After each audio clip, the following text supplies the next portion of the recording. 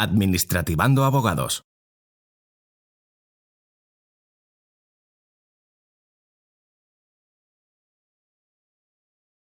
Hola a todos, bienvenidos a este nuevo vídeo del canal de YouTube de Administrativando Abogados, en el que hoy hablamos de algo que nos ha cambiado la vida a todos.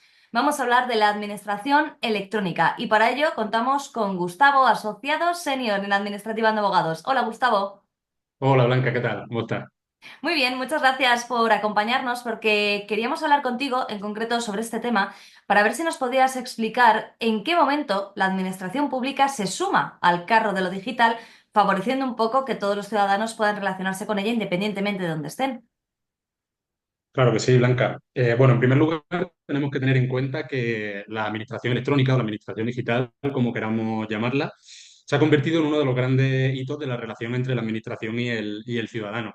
Podemos tomar como referente para esta inicial conclusión el artículo 13 de la Ley de Procedimiento, que pretende favorecer la comunicación del ciudadano con la administración, el acceso a la información pública, los archivos, los registros. Es decir, iniciar una serie de trámites o una serie de tramitaciones prácticamente automáticas, que se constituye en un avance más que notorio, en particular si tomamos en consideración, bueno, pues la lentitud pasada de la administración a la hora de realizar determinados trámites o actuaciones, o el acceso de determinados sectores poblacionales a la relación o la comunicación con la administración pública. Asimismo, debemos señalar que esta digitalización de la administración supone una mayor presencia y una mayor accesibilidad o disposición de las distintas administraciones públicas, tanto la comunitaria, es decir, la Unión Europea, puesto que en gran medida la administración digital se debe a ella, como la administración nacional o central, las administraciones autonómicas y finalmente las administraciones locales. De esta manera, conviene señalar que la evolución hacia la digitalización de la administración pública corre pareja o discurre pareja a la evolución del propio procedimiento administrativo. Así, por ejemplo, nos encontramos con una primera norma que será la Ley de Azcárate de 1889, que tiene un carácter muy novedoso al regular por primera vez y con trascendencia un procedimiento administrativo. Es cierto que esta ley, al principio, como corresponde, no se centra en aspectos tecnológicos o tecnificadores, pero beberá de ella la Ley de Procedimiento de 1958, que por primera vez introduce una pretensión de racionalización del trabajo burocrático y, por otro lado, pretende introducir la tecnologización o tecnificación de los distintos procederes de la administración pública. Más tarde, ya prácticamente con el inicio de la democracia en 1978, nace el Real Decreto 2363 de esta misma fecha, de 1978, que se encarga de crear o de constituir la Comisión Interministerial para el Plan Informático Nacional. Y prácticamente de manera paralela, con un poco de tiempo de diferencia, porque será en 1983, nos encontramos con un Real Decreto que será el Real Decreto 2291, que se centra en la creación de órganos de elaboración y desarrollo de la política informática del gobierno.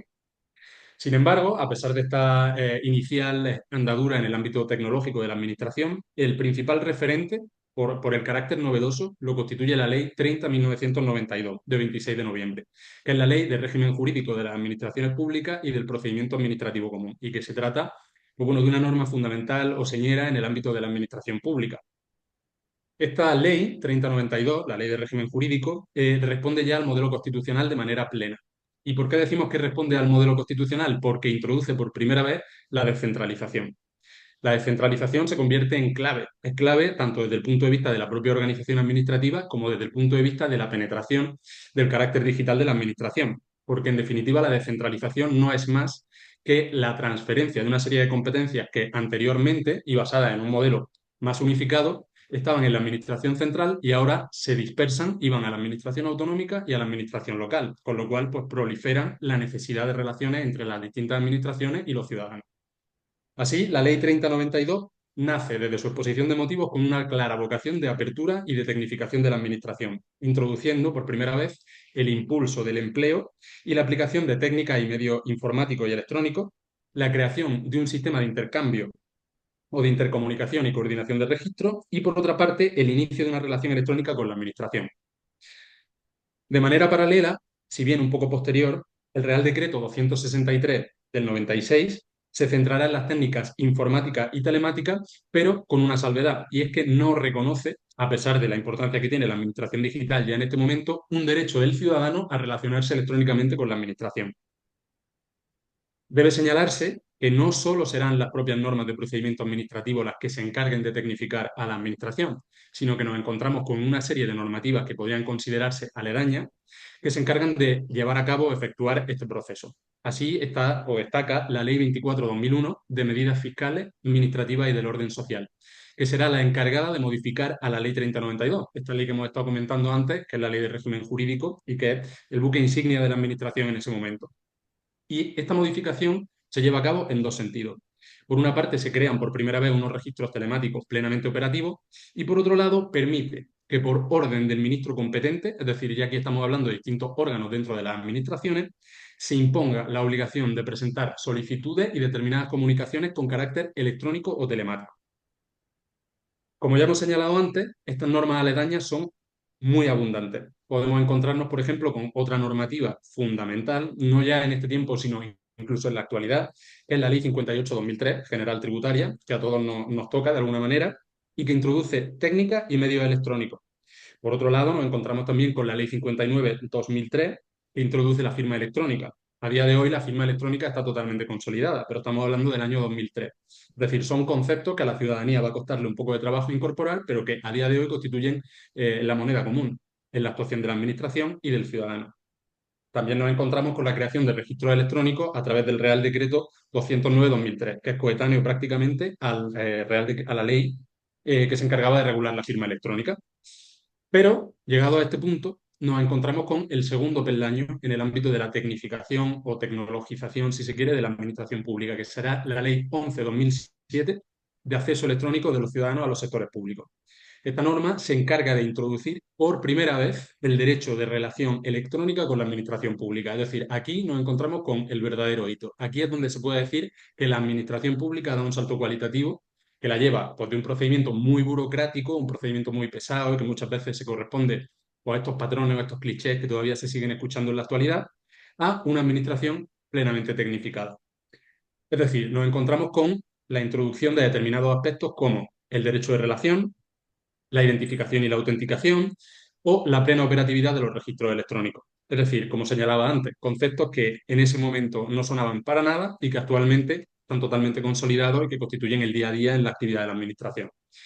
Por último, tenemos que hacer referencia obligada a la Ley 39/2015 de 1 de octubre y a la Ley 40/2015 de 1 de octubre, que son leyes hermanas. La primera se encarga de regular el procedimiento administrativo común y la segunda el régimen jurídico del sector público. Es decir, vemos cómo desde la Ley 30/92 la práctica de la Administración ha derivado en la separación, por un lado, del proceder en cuanto a procedimiento administrativo y por otro lado, de la actuación de la Administración, es decir, del sector público. Pero estas normativas, estas dos normas hermanas, se complementan ya en la actualidad con el Real Decreto 203/2021 de 30 de marzo, que es el que se encarga de aprobar el reglamento de actuación y funcionamiento del sector público por medio electrónico. Es decir, a partir de aquí es cuando ya está absolutamente consolidada la administración electrónica, tanto en la relación del ciudadano como en la propia relación entre las distintas administraciones públicas sobre esa base del principio de descentralización que hemos comentado anteriormente. Así que, Blanca, esta es la evolución que podemos contar de la administración digital en España. Pues ya lo han visto, fantástico recorrido por la administración electrónica. Y una última pregunta, Gustavo. ¿Habrá modificaciones según vaya cambiando la base tecnológica de la sociedad? Claro que sí, claro que sí. Como ya hemos señalado desde el principio, la tecnificación de la administración corre pareja a la evolución de la sociedad. Es decir, si nos paramos a pensar actualmente en el desarrollo tecnológico, vemos como la administración, aunque le cueste, aunque sea un proceso más lento, porque tiene que pasar por procedimientos legislativos, por análisis, por consulta, trata de adaptarse a las necesidades. Y además, no debemos olvidar que no solo es el procedimiento administrativo, sino que nos encontramos con un ámbito totalmente transversal, porque pensemos, por ejemplo, en el ámbito de la contratación pública, a través de las facturas electrónicas, a través de la tramitación electrónica de las licitaciones. Pensemos, por ejemplo, en el acceso a la información pública y la transparencia, que no puede entenderse si no es a través de la digitalización de la Administración, y ahí está la Ley 19/2013. Pensemos en la reutilización de la información del sector público, que también con su normativa que lo regula. Y por último, no podemos dejar de hacer referencia, evidentemente, a la protección de datos. Protección de datos se entiende en un plano absolutamente digital hasta el punto de que ha dado pie a la creación de la Agencia Española de Protección de Datos. O sea que la respuesta tiene que ser sí. Pues entonces ya contactaremos de nuevo contigo cuando se produzca una actualización. Muy bien. Muchísimas gracias. Muchas gracias. Hasta luego.